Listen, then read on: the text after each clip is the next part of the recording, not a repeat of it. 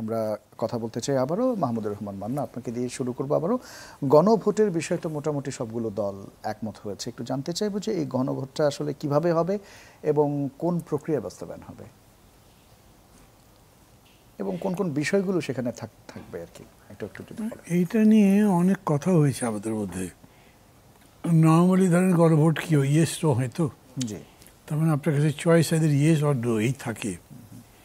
কিন্তু আমরা ঐকমত্য করবার কথা বলে যে চর্চাটা করেছি সব বিষয়ে ঐকমত্য হয়নি, ঠিক দিয়ে এবং নোট অফ ডিসেনশন দেওয়া হয়েছে। এবং এই ডিসেন্ট এরকম নয় যে আপনারা সবাই মিলে সিদ্ধান্তটা নিচ্ছেন আমি এটা ঠিক মনে করছি না বাট ইউ গো অ্যাহেড, তা না। আমি ডিফার করছি, আসলে এটা ভিন্ন মত, কিন্তু নোট অফ ডিসেন্ট বলে চালালাম। এখন এইটার উপরে গণভোট হবে কীরকম করে, এইটার প্রস্তাবনা আমি যতদূর বুঝেছি তা হচ্ছে দুই পক্ষে দুই রকম করে রয়েছে। একটা হচ্ছে যেগুলোতে আমাকে চেঞ্জ করতে হবে কিন্তু আমরা মোটামুটি একমত আছি, যার জন্য কনস্টিটিউশন অ্যামেন্ডমেন্ট লাগবে, সেগুলো গণভোট হবে। যেগুলো কোনো কনস্টিটিউশনের বেসিক পয়েন্ট টাচ করছে না সেগুলো নিয়ে তো কোনো কিছুর দরকার নেই। কিন্তু যেটা ডিসেন্ট আছে সেইটা পরে পলিটিক্যাল একটা প্রসেসের মধ্যে গিয়ে করতে হবে। এরকম নয় যেরকম বিএনপির পক্ষ থেকে প্রপোজাল করা হয়েছে যে একটা প্যাকেজ করা হবে। ইটস লাইক মানে keep all the contradictions in one bundle, একটাই বান্ডেল, একটা প্রপোজাল।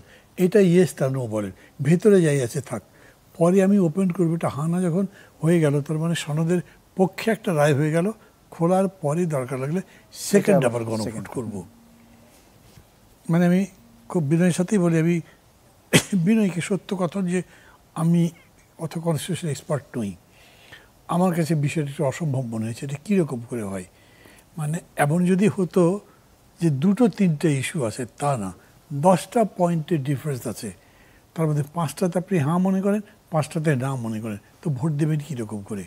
ব্যাপারটা সেটেল হয়েছে বলে আবার মনে হয় না, ওই ঝামেলা ওই জায়গাতে রয়ে গেছে। এবং সেক্ষেত্রে নোট অফ ডিসেন্ট যারা দিয়েছেন তারা পরবর্তীতে যখন ক্ষমতায় আসবেন তারা তো শুরুতেই না বলেছেন, পরবর্তীতে নিশ্চয়ই এটা বাস্তবায়ন হবে না, তো সেক্ষেত্রে আসলে কি করণীয় থাকবে?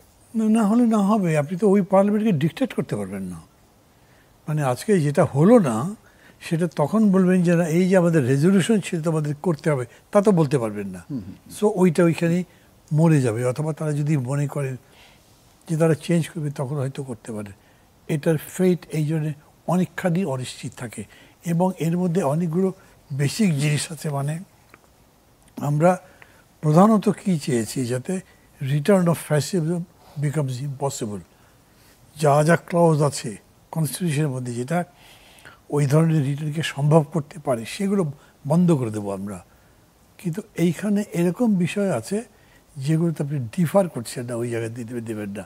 লাইক ডিসেন্ট্রালাইজেশন, প্রাইম মিনিস্টারের ক্ষমতা কমে গেল, অথবা তার যে অ্যাপয়েন্টমেন্টের ক্ষমতা আপনারা বলেছিলাম কনস্টিটিউশনাল কাউন্সিল করবার কথা, সেটাতে তারা এগ্রি করছে না। এইরকম অনেকগুলো জায়গা আছে। ওনাদের প্রপোজাল হচ্ছে যে এইটা পরবর্তীতে আমরা যখন ইলেকশন করব তখন আমাদের ইলেকশন ম্যানিফেস্টোতে থাকবে, মানুষ যে রায় দেবে তার ভিত্তিতে আমরা তখন সেটা চেঞ্জ করব। বুঝতে পেরেছি।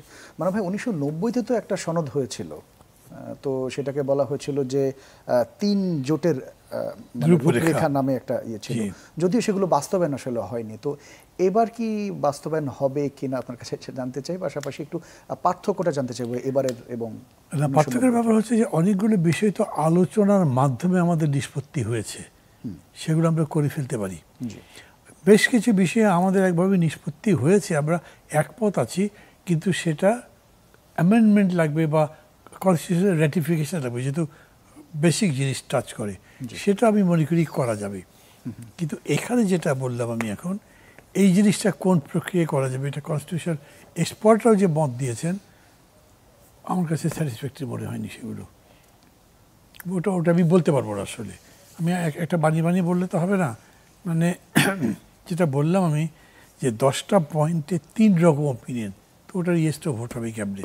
সেক্ষেত্রে মেবি বিএনপি যেটা বলছে সেই প্রসেসটা কারেক্ট হলেও হতে পারে, কিন্তু ওতে একটা কাম্বারসাম লেন্দি প্রসেস যেটার আউটকাম হওয়া ডিফিকাল্ট হবে। অনেক ধন্যবাদ।